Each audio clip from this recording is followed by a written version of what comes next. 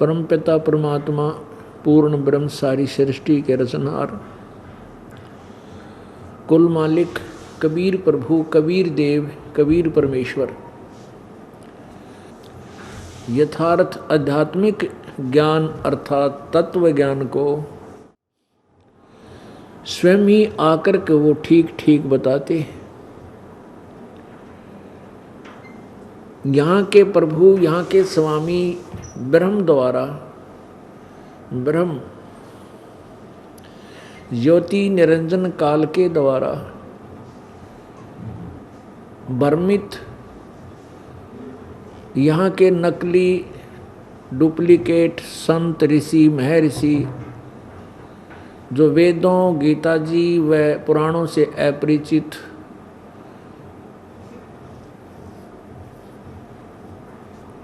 पूरी जनता को पूरे मानव समाज को शास्त्र विरुद्ध साधना शास्त्र विरुद्ध ज्ञान लोक वेद सुना रहे होते हैं, वो परमेश्वर आकर के उस अज्ञान को समाप्त करते हैं, अपना तत्व ज्ञान प्रचार करते हैं।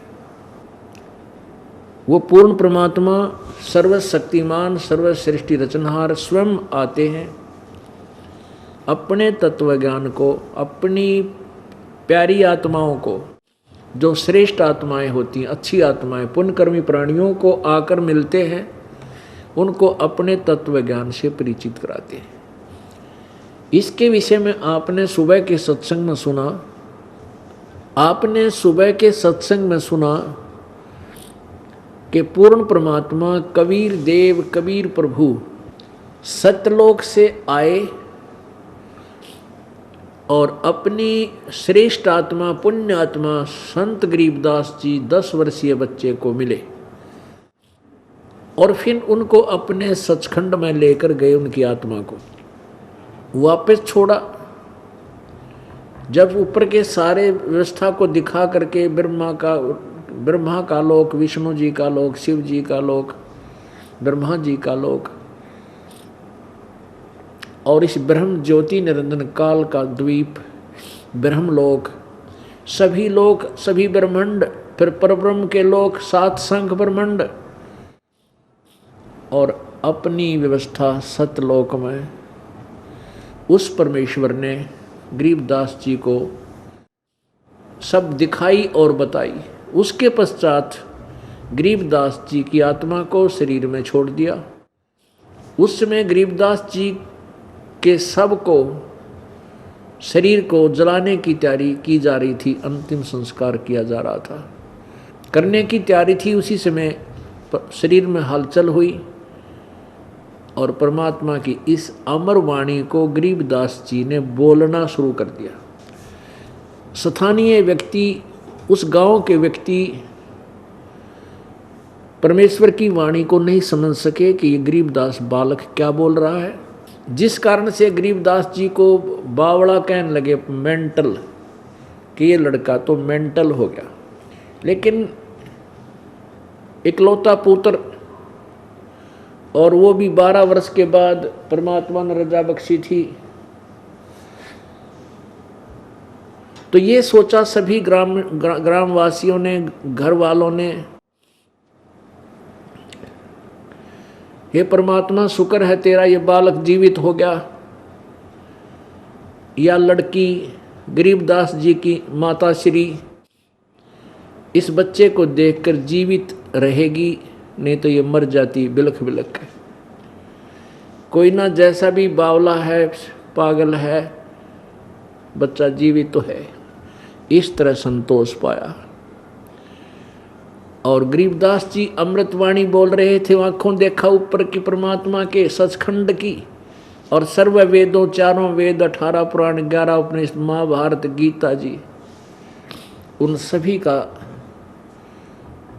निष्कर्ष रूप ज्ञान अपनी सिंपल लैंग्वेज में, साधारण भाषा में कबीर परमेश्वर का दिया हुआ ज्ञान गरीबदास जी ने लिपिबद्ध करवाया, जो सतग्रंथ के नाम से प्रसिद्ध है, गरीबदास जी की वाणी। 3 वर्ष के बाद जब गरीबदास जी 13 वर्ष के हो गए और गरीबदास जी को बावड़िया कहने लगे, बावड़िया।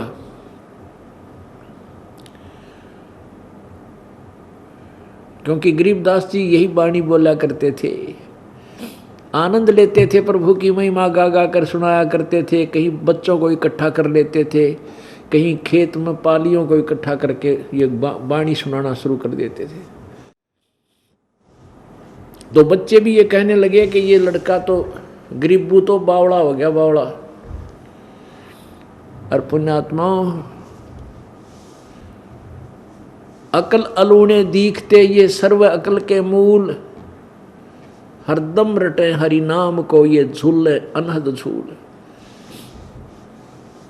अब भक्तों को ये समाज जो भक्ति से दूर है, इनको ये कहता है ये तब मूर्ख हैं।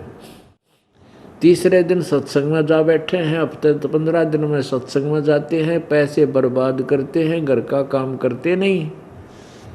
ये तो अकल अलूने हैं। अकल अलूने उनने क्या करें जो बेअकल के हो से, बिना ज्ञान के, यानी मूर्ख। और परमात्मा कहते हैं अकल अलूने दीखते ये सर्व अकल के मूल। ये जनसाधारण तब मूर्ख लग गए हैं ये भगत हमारे, लेकिन ये सर्व अकल के मूल, अकल माने ज्ञान, इनने सब ज्ञान की जड़ पकड़ रखी है कि भक्ति बिना गुजारा जीव का नहीं है। काम करता है इंसान खेत में या अपनी दुकान पे या कितने बिजनेस कर रहा है, और दिन रात मेहनत करता है, रात ने भी छाव लाला सोए, और सुबह 5 लाख का नुकसान खड़ा खड़ा हो जाए।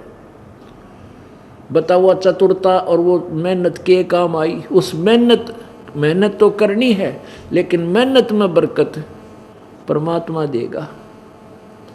तो ये ज्ञान हमारे समझ में आ चुका है, इसलिए हम संसार की दृष्टि में चाहे बेशक न्यू लगते हों, भले ये समझते हो कि ये तो मेंटल हो रहे हैं, पागल हैं, तीसरे दिन बरवाड़ा सत्संग में भाग जाते हैं।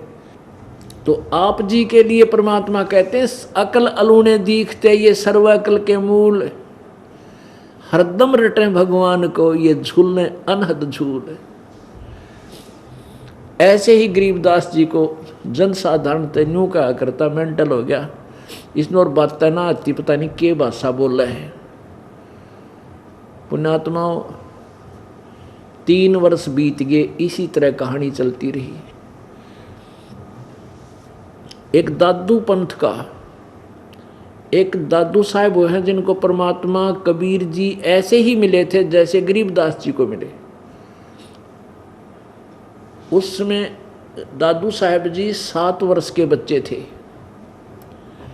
बच्चों में खेल रहे थे। वहां परमात्मा आए एक बूढ़ा बाबा यानी जिंदा महात्मा के रूप में, और उनको ज्ञान समझाया। फिर अपना करमंडल से जल मंत्र दिया, जल पिलाया, एक पान के पत्ते पर रख कर। एक पान का पत्ते पर, जैसे पीपल के पत्ते होते हैं ऐसा पान का पत्ता होता है, उस पर जल डालकर, जैसे हम अमृत पिलाते हैं जल नाम देकर, तो उस पत्ते पर ऐसे जल पिलाया और ज्ञान सुनाया, और सतलोक ऊपर लेकर के गए। 3 दिन और 3 रात दादू जी बेहोश पड़े रहे, मरत नहीं हुए, श्वास चलते रहे। ऊपर के सारे लोक दिखाए जैसे गरीबदास साहिब जी को दिखाए। तीसरे दिन वापस आत्मा आई तो यही वाणी बोलने लगे, जिनमो को निज नाम दिया सोए सतगुर हमार, दादू दूसरा कोई नहीं हो कबीर सृजनहार। अब क्या वाणी बोली कबीर परमेश्वर की महिमा की। जो जो शरण कबीर के तिरगे अंत अपार, दादू गुण के ताकहूँ कैतन आवे पार। कबीर करता आप है दूजा ना कोई, दादू पूर्ण जगत को भक्ति दृढ़ावे सोए। पूरे जगत को भक्ति कबीर परमात्मा ही दृढ़ाते हैं, वही सच्ची भक्ति बताते हैं। ठेका पूरा होवे जब सब कोई तुझे शरीर, दादू काल गंजय नहीं, जपै जो नाम कबीर। आदमी की आयु घटे तब जम घेरे आए, सुमरण किया कबीर का दादू लिया बचाए। मेट दिया अपराध सब आए मिले छनमा, दादू संग ले चले है कबीर चरण की छां। सेवक देव निज चरण का दादू अपना जान, ब्रंगी सत्य कबीर ने कीन्या आप समान। दादू अंतर्गत सदा छिन छिन सुमरण ध्यान, वारू नाम कबीर पर पल पल मेरा प्राण। सुन सुन साख कबीर की काल नवावे माथ, धन धन तीनों लोक में दादू जोड़े हाथ। केरी नाम कबीर का विषम काल गजराज, दादू भजन प्रताप ते भाग्य सुनत आवाज। पल एक नाम कबीर का दादू मन चितलाए, अस्थि के असवारे को स्वान काल ना खाए।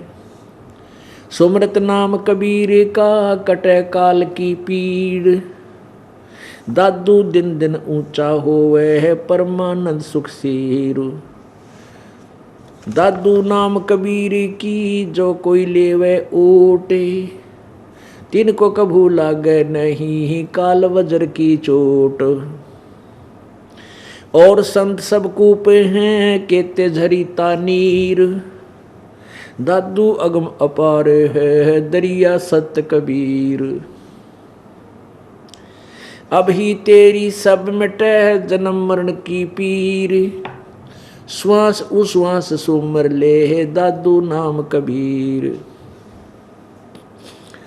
कोई सरगुण में रीझ रहा कोई निर्गुण ठहराए, दादू गति कबीर की ही मोह से कही न जाए।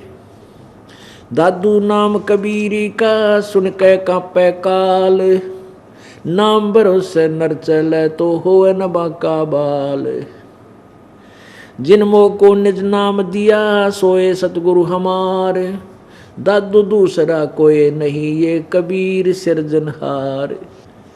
एक ऐसे ही दादू जी को परमात्मा मिले, उसके बाद दादू जी ने कबीर जी की महिमा कलम तोड़ गाई। अब दादू जी के बाद उनका एक पंथ चला हुआ है, दादू पंथ। उस दादू जी के पंथ में एक गोपाल दास नाम के लाला जी वो सन्यास लेकर के उस आश्रम में रहने लग गए। वो दादू जी के अनुयायी बन गए और वो लाल कपड़े पहनकर साधु का भेष बनाकर गांव गांव में नगर नगर में घूमया करते थे, दादू जी की महिमा बताया करते थे। उसका नाम था गोपाल दास, लाला जी गोपाल दास, क्योंकि उनका बनिए के घर का जन्म था। एक दिन छुडानी गांव में जहां गरीबदास जी परमात्मा की महिमा का प्रचार किया करते थे, वाणी बोलते रहते थे, वाणी बोलते रहते थे। वो गोपाल दास जी आगे, छोटा सा नगर होता था, 50 30 40 घर होया करते थे उसमें। सन 1730 की बात समझ लो, सन 1730। एक जिस भगत के वो आकर रुकते थे रात्रि में, उसने ऐसे ही प्रार्थना कर दी कि महात्मा जी, हमारे गांव के एक जागीरदार हैं, बहुत बड़े किसान हैं, उनका देवता, छोरी का लड़का, लड़की का लड़का अपसेट हो गया। उसने सारा कारण बताया। ऐसे ऐसे किसी संत ने जादू जंत्र का दूध पिला दिया, कुंवारी गाय का निकाल के। बच्चे ने पी लिया, उसके बाद वो पागल हो गया। अब जैसा भी गांव वालों की सोच थी उस तरह से उन्होंने उस संत को बताया और प्रार्थना की कि महात्माओं की विद्या को महात्मा ही काट सकते हैं, आप भी पहुँचे हुए महापुरुष हो और हमारी लड़की के लड़के ने स्वस्थ कर दो, आपका बड़ा एहसान होगा। तो गोपाल दास ने कहा कि लाओ बुला के लाओ उस बच्चे को। अब जिसके घर पर वो गोपाल दास महात्मा जी आए हुए थे वो गया वहाँ, वो शिवलाल नाम थे वहाँ, शिवलाल जी जो गरीबदास जी के नाना जी थे। उनसे प्रार्थना की कि ऐसे ऐसे हमारे एक महात्मा आए हुए हैं और वो कहते हैं कि अपने इस आपके देवते को वो स्वस्थ कर देगा, उसको दिखा लेते हैं। शिवलाल जी ने कहा बहुत अच्छी बात है, अगर ये बात हो जाता है बहुत ही अच्छा, ऐसा मानेंगे हमारा देवता ठीक हो जाए। तो उसने 2-4 भक्त आदमी और इकट्ठे हो गए, वो बच्चे गरीबदास जी को लेकर के गोपाल दास महात्मा जो 60 वर्ष के ऊपर की आयु का था और गरीबदास जी 13 वर्ष की आयु के बालक। अब गोपाल दास जी के पास ले गए, प्रणाम करके सब भक्त वो बैठ गए गांव वाले और प्रार्थना की कि महात्मा जी सारी कहानी बताई, ये लड़की का लड़का है, इकलौता पुत्र है, ये पागल हो गया। एक साधु संत आए थे, उन्होंने एक गाय का दूध अपने जंतर मंतर से निकाल कर प्या दिया छोरे ताई, यो मेंटल हो गया। अब गोपाल दास जी ने पूछा आदरणीय गरीबदास साहिब जी से, क्या पूछा कि बच्चा कौन था जिसने तेरा जीवन बर्बाद कर दिया? क्या उसने अपना नाम बताया था? अब गरीबदास जी कहने लगे कि महात्मा जी उसने मेरा जीवन बर्बाद नहीं, मुझे तो आबाद कर दिया। अलल पंख अनुरागे है सुन मंडल रथीर, दास गरीब उधारिया मोए सतगुरु मिले कबीर। अब उस दादू पंथी महात्मा के एकदम, क्योंकि वो वाणी का जानकार था, वाणी पढ़िया करता, एकदम झटका लग गया कि कबीर मिल रहा इनको। फिर क्या बताया, हम सुल्तानी नानक तारे दादू को उपदेश दिया, जात जुलाहा भेद न पाया वो काशी माहे कबीर हुआ। पूरा निर्णय कर दिया कि कौन कबीर। गोपाल दास ने पूछा कौन कबीर? कि हम सुल्तानी नानक तारे दादू को उपदेश दिया, जात जुलाहा भेद न पाया वो काशी माहे कबीर हुआ। वो धानक कबीर जुलाहा कबीर जो बनारस में जुलाहे की भूमिका करने आया था, वही कबीर परमात्मा, वो जुलाहा कबीर जो बनारस में आए थे, जिन्होंने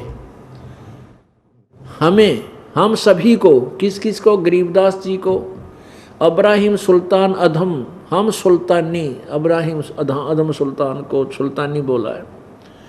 हम सुल्तानी नानक तारे दादू को उपदेश दिया। हम यानी हम सभी, गरीबदास जी, अब्राहिम सुल्तान अधम, श्री नानक जी जो सिख धर्म के प्रवर्तक, और दादू जी, इन सब के गुरु कबीर परमेश्वर हैं। उन्हीं को वही आकर मिले थे जिंदा महात्मा के रूप में। नानक साहब जी को भी बेई नदी है एक सुल्तानपुर शहर के पास, बेई नदी में नानक साहब जी स्नान करने जाया करते, प्रतिदिन अपनी बहन नानकी के वहाँ रहते थे और एक राजा नवाब के यहाँ नौकरी करते थे मोदी खाने में। तो वहाँ नदी के ऊपर, दरिया के ऊपर परमात्मा एक जिंदा महात्मा के रूप बना कर गए थे। और नानक जी ने जो ही दरिया में डुबकी लगाई तो डुबकी लगाने के बहाने उनकी आत्मा को, शरीर को बाहर निकाल लाए। अब स्ट्रीम में जिधर से जला रहा था उधर ले जाके वापस शरीर तो बाहर रख दिया और सतलोक में ले गए नानक साहब की आत्मा को, सचखंड में लेकर गए। जब नानक जी ने परमात्मा को सचखंड में देखा, पूरा व्यवस्था देखी कि ये तो वही धानक बनारस में परमेश्वर ने कहा कि मैं बनारस में काशी में एक धानक जुलाहे की भूमिका करता हूँ, वहाँ गया हूँ, वहाँ आ जाना, आपको सत्य नाम दूंगा। तो नानक जी को जल में डूबा हुआ मान लिया सभी ने। 3 दिन के बाद नानक जी सुबह सुबह फिर उसी बेई नदी के किनारे फिर दिखाई दिए, क्योंकि वो आत्मा वापस छोड़ दी शरीर में। और नानक जी वहाँ देख करके उनकी बहन भी खुशी का ठिकाना नहीं रहा, जनता की खुशी का ठिकाना नहीं रहा, दुनिया देखने आ गई। और नौकरी पर चले गए, जाते ही 13 करके सबको बांट दिया। 13 से आगे गिनती नहीं करी, क्योंकि 3 दिन का सबका लेन देन बाकी था। और करके खजाना खाली शमशान घाट पर जा बैठे। एक उस वैसा चोला पैर गए जैसा संत रूप में परमात्मा आए थे। और जब नवाब को पता चला कि भाई किसी ने चुगली खा दी कि नानक जी ने तो तेरा सारा काम बिगाड़ दिया, खजाना सारा खाली कर दिया, कुछ नहीं छोड़ा तेरे गोदाम में। जब नानक जी को वापस बुलाया गया, उसके सामने उसके जीजा जी के सामने जो बहनोई था, जयराम नाम था उसका, जिसने नानक जी को अपनी शनाख्त देकर अपने गवाही दे करके अपना गारंटर बनकर वह नौकरी दिवाई थी, उसके सामने सारा अकाउंट किया गया कि अगर कोई कमी बेसी पाई तो जयराम जी को से ले लूँगा, नवाब ने कहा था।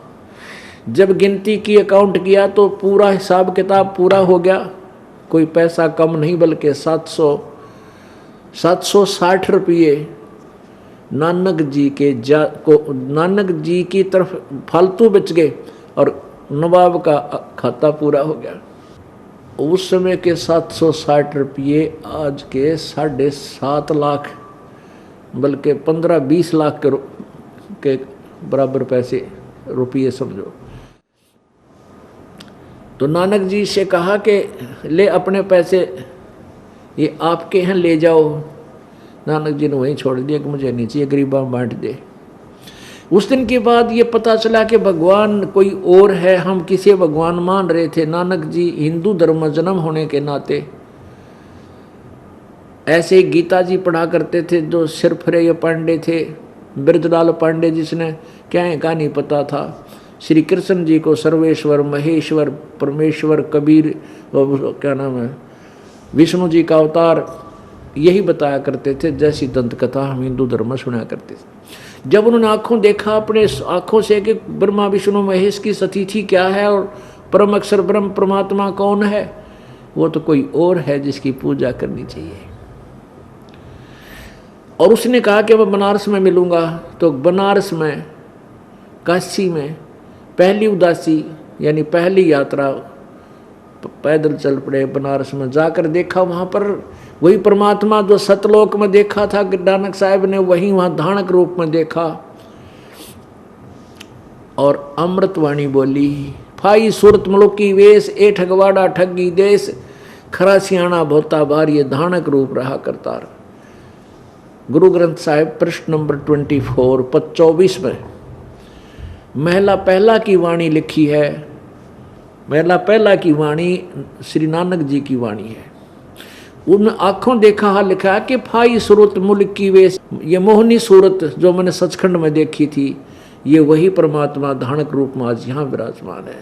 ये फाई सूरत मुल्क की वेश, ए ठगवाड़ा ठगी थे देश, खरा सियाणा बोता बार, ये धानक रूप रहा करता। कहने का भाव ये है कि ये कंसेप्ट क्लियर करना आवश्यक था। हम सुल्तानी नानक तारे दादू को उपदेश दिया, जात जुलाहा भेद न पाया, काशी माहे कबीर हुआ। पुण्यात्माओं, ये 3 पुण्यात्मा, अच्छी आत्मा, श्रेष्ठ आत्मा उस कबीर परमेश्वर की गवाह हैं। इन्होंने अपने एफिडेविट अर्थात अपनी अमृतवाणी में प्रमाण दे रखा है कि कबीर इज गॉड। और ये वही कबीर है जो काशी में, बनारस में धानक रूप में आया था, जुलाहे रूप में था। अब गोपाल दास गीते जो है आओ भाव बदल गए। वो तो सोचता ही रह गया कि ये बालक ये कहीं मेंटल है, ये तो भाई भगवान की अमृतवाणी बोल रहा है। परमात्मा बताते हैं अजब नगर में ले गए हमको सतगुरु आन, और जल के बिम अगाध गति हम सूते चादर तान। हमने परमात्मा आकर के स्वयं लेकर गए थे, अजब नगर में सतलोक में लेकर गए थे। तो दादू जी की वही दादू जी के साथ परमात्मा ने किया ऐसा। गरीबदास जी को मिले, नानक जी को मिले, और भी बहुत से महापुरुष से मुल्कदास जी को मिले, और गीसा दास जी को मिले, धर्मदास जी को मिले, महर्षि रामानंद जी को मिले। तो वो पुण्य आत्मा श्रेष्ठ आत्माओं का आकर परमात्मा मिलता है। तो कहने का भाव ये है कि उस 60-65 साल के व्यक्ति गोपाल दास महात्मा बना बैठा था, उसने उस 13 वर्ष के बालक के चरणों में शीश रख दिया कि तो परमात्मा से परिचित आत्मा है, इसने भगवान प्राप्त हो चुका है, ये वाणी वैसे नहीं बोली जा सकती। और गांव वालों तुम इसको पागल कह रहे हो, तो भाई सर्व अकल का मूल ये तो पूर्ण संत है, परमात्मा का प्यारी आत्मा है।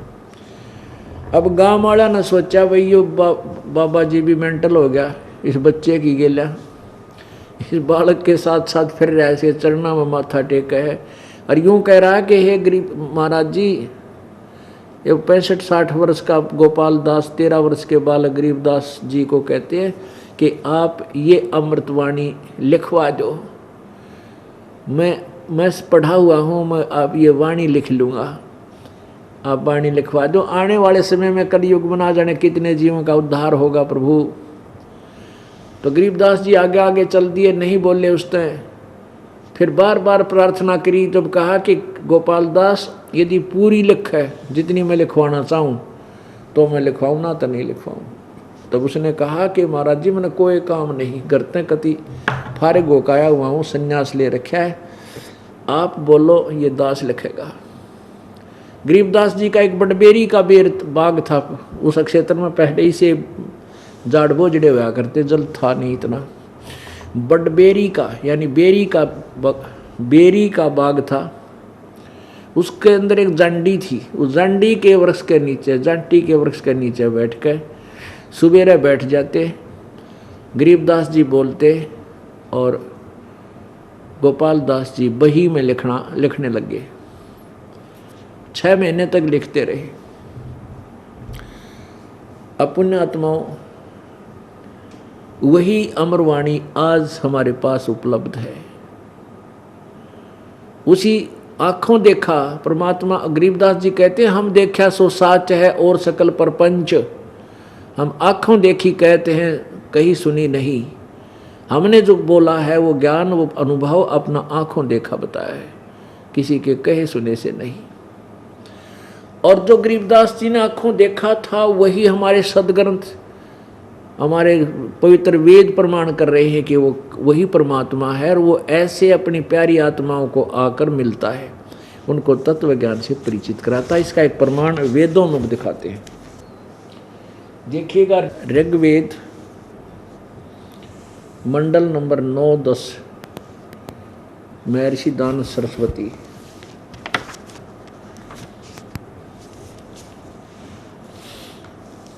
ये है प्रकाशक हैं सार्वदेशिक कार्य प्रतिनिधि सभा, महर्षि दान भवन, रामलीला मैदान, नई दिल्ली। ऋग्वेद भाषा भाष्य महर्षि दान सरस्वती कृत। ये कहाँ से छपा है? मुद्रक है Prince offset printers, 1510 Pataudi house, Daryaganj, Nai Delhi. अब इसमें ये दिखाना चाहेगा ये दास के परमात्मा अपने भक्तों को आकर मिलता है, अपने भक्तों, अपनी श्रेष्ठ आत्माओं को आकर मिलता है। ये देखिए अध्याय मंडल नंबर 9 का सूक्त नंबर 86, मंत्र नंबर 26-27 में। ये देखिए पवित्र वेद, ये है ऋग्वेद मंडल नंबर 9 सूक्त नंबर 86 और मंत्र नंबर 26। इसमें क्या लिखा है? यज्ञ करने वाले यजमान के लिए परमात्मा सब रास्तों को सुगम करता हुआ, यानी उसके सब रास्ते खोल देता हुआ, उनके विघ्नों को यानी उनके संकटों को मर्दन करता हुआ, यानी नाश कर देता संकटों का करता है, और उनको पवित्र करता हुआ और अपने रूप को सरल करता हुआ, यानी परमात्मा का वास्तविक रूप तो बहुत तेजों में है, एक हल्का तेज पुंज का रूप बनाकर आता है। वह कांति में परमात्मा कबीर, इन्होंने कबीर को सर्वज्ञ लिख दिया। यहाँ देखो शब्द, यू कबीर अचो, कबीर अचो, ये कबीर, हम इसको कबीर बोल देते हैं, कबीर। इन्होंने कवि शब्द लिख दिया, कवि, कवि का अर्थ सर्वज्ञ कर दिया। यहाँ कबीर देव लिखना चाहिए था, फिर भी हम इन्हीं के शब्दों, हमने जो अपना कंसेप्ट क्लियर करना वो देखना है। सरल अपने रूप को सरल करता हुआ वह कांति में परमात्मा सर्वज विद्युत के समान क्रीड़ा करता हुआ वर्णीय पुरुषों को यानी श्रेष्ठ भक्तों को, श्रेष्ठ आत्माओं को प्राप्त होता है। इससे स्पष्ट हो गया कि वो पूर्ण परमात्मा यज्ञ करने वाले यानी साधक साधना करने वाले भगत के सभी रास्तों को सुगम करता है, उसके रास्ते खोल देता है, उनका रास्ता साफ कर देता है, उनके विघ्नों का नाश करता है, उनके आने वाले संकट आपत्तियों को दूर करता है और उनको पवित्र करता हुआ अपने रूप को सरल करके, क्योंकि परमात्मा का वास्तविक रूप तो बहुत तेजों में है, दिव्य दृष्टि नहीं देख सकती, ये आँखों चरम दृष्टि नहीं देख सकती, उसको दिव्य दृष्टि से देखा जा सकता है। इसलिए हल्का तेज पुंज का एक और शरीर बना करके अपने रूप को सरल करके हल्का करके वो परमात्मा कबीर क्रीड़ा करता हुआ यानी एक लीला करता हुआ अब वर्णीय पुरुषों को, श्रेष्ठ व्यक्तियों को प्राप्त होता है, अच्छी आत्माओं को आकर मिलता है। वो क्या करता है आगे देखो, मंडल नंबर 9 सूक्त 86 26 पढ़ लिया, हम इसको लिखें कबीर है वो परमात्मा, फिर उन्हीं की वजह से चलने दे। 27 में क्या लिखा है, प्रेम की वे सैकड़ों धाराएं जो नाना रूप में सतिथि को लाभ कर रही हैं, वे परमात्मा को प्राप्त होती है। प्रकाश पुंज परमात्मा को, तेज पुंज, प्रकाश पुंज कहो चाहे तेज पुंज, परमात्मा जो हल्का शरीर बनाकर आया है, तेज पुंज परमात्मा को बुद्धि वृत्तियां विषय करती हैं। जो परमात्मा ध्रुवलोक के तीसरे पृष्ठ पर विराजमान है, एक देशीय है, प्रकाश स्वरूप है और बुद्धियां प्रकाशित करती हैं। अब ये है कि ध्रुवलोक के यानी सतलोक के तीसरे पृष्ठ पर विराजमान है, यानी तीसरे मुक्ति धाम सतलोक में वो परमात्मा रहता है। अब एक तो ये हो गया कि भगवान सतलोक एक स्थान पर रहता है और वहाँ से चल कर आता है, अपनी प्यारी आत्माओं को मिलता है। अब दूसरा और देखें, अब ऋग्वेद मंडल नंबर 9 सूक्त नंबर 82, ऋग्वेद मंडल नंबर 9 सूक्त नंबर 82 और इसका प्रथम मंत्र में स्पष्ट किया है, परमात्मा साकार है, मनुष्य की तरह है। जो सर्वो उत्पादक प्रभु यानी सबका उत्पन्न करने वाला प्रभु प्रकाश रूप यानी तेज पुंज शरीर युक्त है, सद्गुणों की वृष्टि करने वाला, पापों के हरण करने वाला, वह राजा के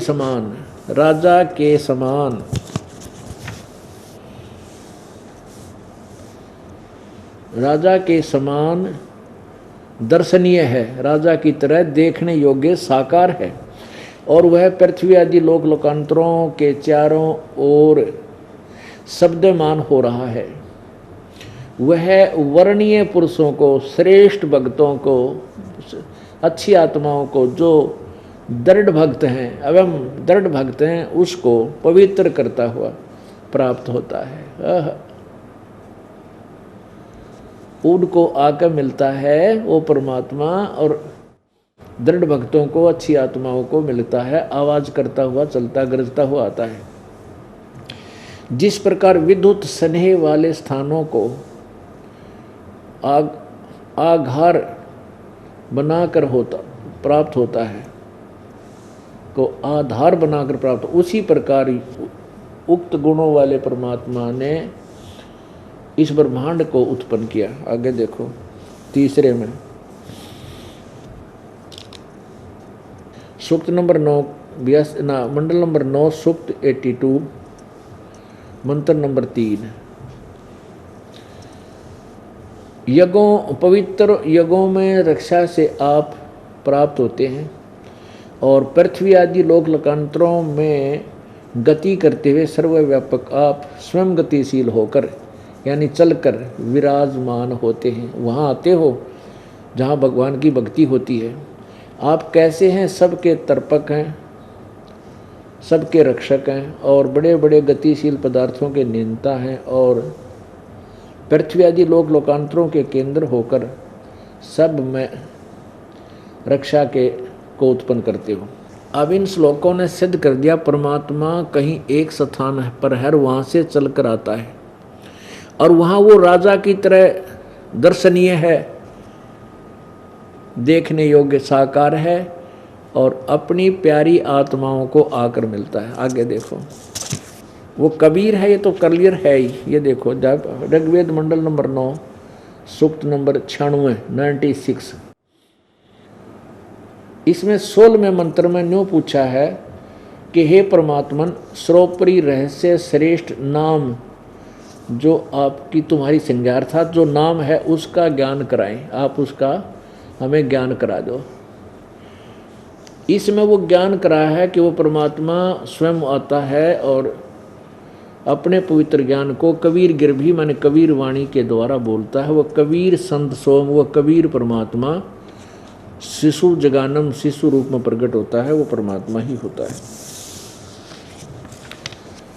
आप देखो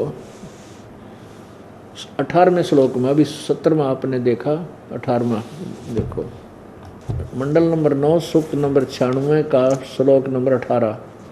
सोम स्वरूप परमात्मा पालन की इच्छा करता हुआ, जो महान परमात्मा देवयान और पितृयान इन दोनों से पृथक तीसरा जो मुक्ति धाम है उसमें विराजमान हो, उसमें विराजमान जो ज्ञान योगी, ये ज्ञान योगी का कहीं जिक्र नहीं संस्कृत में, ये इन्होंने, क्योंकि ये महर्षि दानंद के उस अज्ञान थ्योरी पर आधारित थे जिसमें सत्यार प्रकाश में उन्होंने फाइनल कर रखा कि परमात्मा निराकार है, और वेद कहते हैं साकार है, मनुष्य जैसा है, राजा की तरह देखने जोगा है, दर्शनीय है। तो उस आधार पर इन्होंने ज्ञान योगी लिख दिया, जबकि स्पष्ट है कि वो परमात्मा तीसरे मुक्ति धाम में बैठा है, विराजमान है, एक देशीय है। फिर देखो सोम स्वरूप परमात्मा पालन की इच्छा करता हुआ, जो वह महान परमात्मा, वो महान परमात्मा बड़ा भगवान देवयान और पितृयान इन तृतीयम धाम विराजम, वो तीसरे मुक्ति धाम में विराजमान है। यही इतना ही लिखना था उन्होंने बस। आगे देखो अब 20 में कमाल कर दिया, जो हम कंसेप्ट लिखना चाहते इस 20 में हो जाता है। मंडल नंबर 9 सूक्त नंबर 96 का मंत्र 20 है। ये वह परमात्मा जिस प्रकार एक संघ माने बहुत बड़े समुदाय को, बहुत बड़े व्यक्तियों को उसका सेनापति प्राप्त होता है, इसी प्रकार ब्रह्मांड रूपी कोश को प्राप्त होता है, होकर उच्च स्वर से गरजता हुआ वह ब्रह्मांड रूपी विस्तृत प्रकृति खंड में भली भांति प्रविष्ट होता है। कहीं से चलकर आता है वो परमात्मा, और ऐसे एक तत्वदर्शी संत बनकर, तत्वदर्शी संत यानी एक संत रूप में प्रकट होता है, और सतगुरु रूप में लाखों व्यक्तियों का, जैसे राजा एक बहुत बड़े संघ का सेनापति होता है, एक सेनापति होता है बहुत बड़े संघ का, ऐसे वो सदगुरु रूप में वो पूज्य होता है और उनका संचालक होता है, मुखिया होता है। वो ऐसे आता परमात्मा और वहाँ से गरजता हुआ अपनी वाणी को, चारों युग में संत पुकारे, कूक कहा हम हेल रे, हीरे माणक मोती बरसें ये जग चुगता ढेल रे। अपनी वाणी सौसम वेद में परमात्मा कहते हैं, चारों युगों में मेरे संत भी मेरी महिमा गा रहे हैं और हमने भी आवाज़ लगा लगा कर कूक कूक कर कहा कि तुम जो साधना करते हो वो डले ढो रहे हो और हम हीरे मोती रूपी सत साधना तुम्हें बरसा रहे हैं, तुम इनको स्वीकार नहीं कर रहे हो।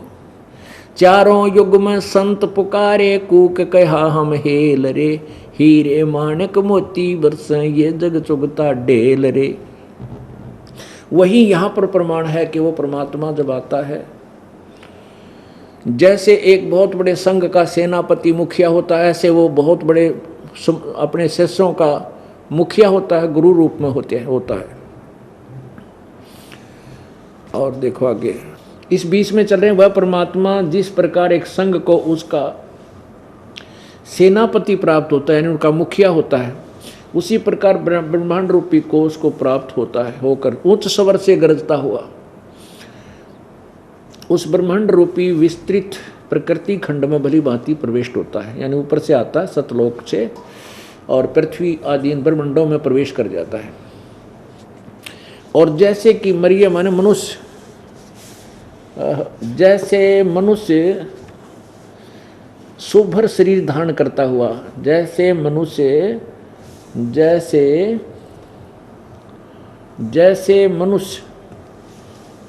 सुभर शरीर धारण करता हुआ अत्यंत गतिशील पदार्थों के समान प्राप्ति के लिए गतिशील होता हुआ धनी यानी धनी व्यक्तियों के लिए कटिबद्ध होता है। ऐसे ऐसे तो हमारा ये तात्पर्य सिद्ध हो गया कि परमात्मा जैसे मनुष्य शरीर धारण करता है, मनुष्य की तरह सुभर यानी सुंदर शरीर धारण करता हुआ हमें प्राप्त होता है। That's all.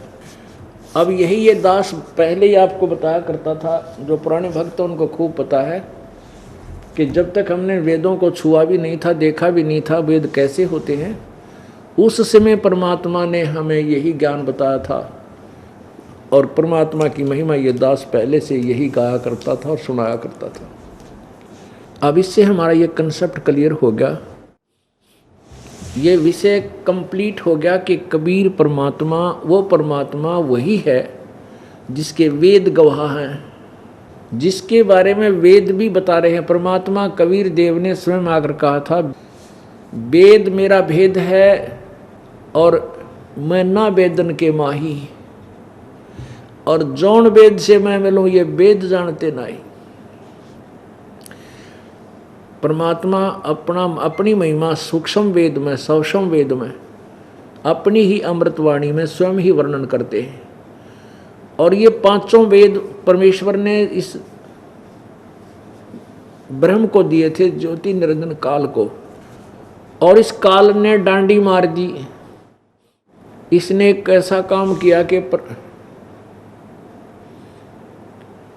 चार वेद तो दे दिए ब्रह्मा जी को, और वो पांचवा वेद छुपा दिया जिसमें इसकी पोल खुल रही थी, नष्ट कर दिया इसने। अब वो वेद परमात्मा ने स्वयं अपने मुखारविंद से आकर बोला। उसी के विषय में गीता जी अध्याय नंबर 4 के श्लोक नंबर 32 में कहा है कि उस परमेश्वर की सच्चिदानंद घन की वाणी में बहुत विस्तार से बहुत प्रकार के यज्ञ यानी धार्मिक अनुष्ठान करने की विधि लिखी है, जिसके द्वारा जो उस साधना करने से पूर्ण मुक्ति को प्राप्त होता है। गीता जी अध्याय नंबर 4 के श्लोक नंबर 34 में कहा कि उस ज्ञान को, उस तत्व ज्ञान को जो परमात्मा ने स्वयं आकर बोला है अपने मुखारविंद से, उस ज्ञान को किसी तत्वदर्शी संतों के पास जाकर समझ, उनसे नम्र निवेदन कर, कपट छोड़कर प्रसन्न करने से वह तत्वदर्शी संत तुझे उस परम पिता परमात्मा का ज्ञान सुनावेंगे। तो परमात्मा कबीर जी कहते हैं, वेद हमारा भेद है, मैं ना वेदन के माही। जिन तुम चार वेदों को फाइनल वेद समझ रहे हो, ये मेरा ही गुणगान कर रहे हैं, मेरा भेद दे रहे हैं, लेकिन कंप्लीट नहीं है। इसमें मेरे पाने की विधि नहीं है, केवल ब्रह्म तक की साधना ओम नाम है। और वो परमात्मा मिलता है 3 मंत्र के जाप से। इसलिए परमात्मा कबीर जी कहते हैं, वेद हमारा भेद है, मैं ना वेदन के माही, और जौन वेद से मैं मिलूंगा वेद जानते नहीं। जिस वेद से मैं मिलूँ, ये उस 5वें वेद से जो गीता जी के अध्याय नंबर 4 के श्लोक 32 में लिखा है, ब्रह्मणे मुखे। इन्होंने ब्रह्मणे का अर्थ क्या कर दिया, सची कर दिया वेद की वाणी, वेद लिख दिया ब्रह्मणे का। नहीं, गीता जी अध्याय नंबर 17 के श्लोक नंबर 23 में लिखा है, ओम तत्सत इति निर्देश है ब्रह्मण त्रिविध समर्थ है। गीता ज्ञानदाता कहता है कि परमात्मा सच्चिदानंद घन परमात्मा के पाने का ओम तत्सत ये मंत्र है। वहाँ ब्रह्मणे का अर्थ सही किया उन्होंने, सच्चिदानंद घन ब्रह्म, यानी 17वें अध्याय के 23वें श्लोक में ब्रह्मणे का अर्थ सच्चिदानंद घन परमात्मा किया। और इसमें चौथे अध्याय के 32वें श्लोक में इन्होंने अज्ञानता के कारण, ज्ञान न होने से अनुवादकर्ता ने ब्रह्मणे का अर्थ कर दिया वेद, और मुख्य माने वाणी। वेद की वाणी लिख दिया, वेद की वाणी में नहीं, वो है सच्चिदानंद घन ब्रह्म की वाणी में। अब देखिएगा, थोड़ा बताना पड़ेगा, देखिएगा पवित्र गीता जी। ये है जयदयाल गोविंद का, इसके अनुवादक हैं, गीता प्रेस गोरखपुर से प्रकाशित है। प्रकाशक में मुद्रक गीता प्रेस गोरखपुर, गोविंद भवन कार्यालय कोलकाता का संस्थान। अध्याय नंबर 4 का और श्लोक नंबर 32 देखते हैं। अध्याय नंबर 4 और श्लोक नंबर 32। इस प्रकार और भी, यानी जो 25 से लेकर 31 तक जो ज्ञान दिया है, कोई ऐसी साधना करता, कोई साधना करता है, कहते हैं इस प्रकार और भी बहुत तरह के यज्ञ यानी धार्मिक अनुष्ठानों की जानकारी इन्होंने ब्रह्मणे का अर्थ वेद की वाणी लिख दिया। नहीं, गीता जी वेद की वाणी तो बोल ले रहे हैं, गीता जी में सारा कुछ अलग से और कौन सा रहेगा फिर वेद की वाणी। ब्रह्मणे माने सच्चिदानंद घन ब्रह्म की वाणी में विस्तार से। अब सच्चिदानंद घन ब्रह्म देखेंगे, ब्रह्मणे माने, अब ये ध्यान से देखना है कि हमने ब्रह्मणे का अर्थ इन्होंने वेद की वाणी लिख दिया। और 17वें अध्याय के 23वें श्लोक में इसी ब्रह्मणे का अर्थ लिखा है सच्चिदानंद घन ब्रह्म। ये देखिएगा, गीता अध्याय नंबर 17 का श्लोक नंबर 23, ओम तत्सत इति निर्देश ब्रह्मण त्रिविध समर्थ ब्राह्मणा तेन वेदा च यज्ञा च विहिता पुरा। ओम तत्सत, ऐसे 3 प्रकार का ब्रह्मण माने सच्चिदानंद घन ब्रह्म का। बिल्कुल सही, यहाँ मीनिंग सही किया इन्होंने, का नाम कहा है सच्चिदानंद घन ब्रह्म। ब्रह्मण माने सच्चिदानंद घन ब्रह्म, इसका अर्थ ये माने। तो हम यहीं आते हैं फिर दोबारा गीता जी अध्याय नंबर 4 के श्लोक नंबर 32 में।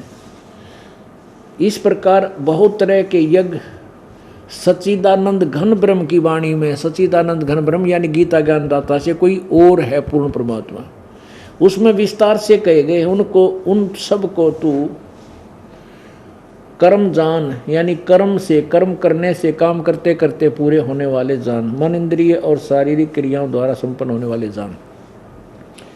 इस प्रकार तत्व से जानकर उस अनुष्ठान द्वारा तू कर्म बंधन से सर्वथा मुक्त हो जाएगा। अब इस ज्ञान को, इस प्रकार तत्व से जान, इस ज्ञान को, कौन से ज्ञान को, सच्चिदानंद घन परमात्मा की वाणी में जो ज्ञान कहा है उस तत्व ज्ञान को, इसका 34वें में इसके लिए कहा है अध्याय नंबर 4 का 34। उस ज्ञान को जो सच्चिदानंद घन ब्रह्म की वाणी में है, यानी 5वां वेद है, तत्व ज्ञान है, उस ज्ञान को तू तत्वदर्शी ज्ञानियों के पास जाकर समझ, उनको भली भांति दंडवत प्रणाम करने से, उनकी सेवा करने से और कपट छोड़कर सरलता पूर्वक प्रश्न करने से वे परमात्म तत्व को भली भांति जानने वाले ज्ञानी महात्मा तुझे तत्व ज्ञान का उपदेश करेंगे। अब इसमें स्पष्ट हो गया कि ये वो तत्व ज्ञान है जो गीता ज्ञान दाता जिससे परिचित नहीं है, वही परमात्मा कहते हैं वेद मेरा भेद है, क्योंकि चारों वेदों का निष्कर्ष है इस पवित्र गीता जी। लेकिन वो पांचवा वेद गीता जी के ज्ञान से भिन्न है। मैं मिलूं वेदन से नाही और जौन वेद से मैं मिलूं वो वेद जानते नहीं। इन चार वेदों में वर्णित विधि से मेरी प्राप्ति नहीं हो सकती, लेकिन महिमा मेरी ही बताई गई है। और जिस वेद से मैं मिलूं, जिस ज्ञान से मैं मिलूं, वो ये चारों वेद जानते ना, तो उसके लिए परमात्मा की वाणी हमें ये ज्ञान कराती है। अब पुण्यात्माओं, प्रसंग चल रहा है कि परमात्मा पूर्ण ब्रह्म ने स्वयं आकर के अपना ज्ञान दिया और स्वयं ही उन्होंने एक तत्वदर्शी संत की भूमिका की और स्वयं ही वो एक दास बने, स्वयं ही वो एक परमात्मा तो है ही, परमेश्वर वो है ही है। तो उस परमेश्वर कबीर देव के विषय में गरीबदास जी महाराज जी ने, गरीबदास साहब जी को मिले, उसी के बारे में वेद यही गुणगान कर रहे हैं चारों वेद के, वो परमात्मा पूर्ण ब्रह्म है कबीर। और वो ऐसे आता है, अपनी प्यारी आत्माओं को मिलता है, अपने शरीर को हल्का करके आता है।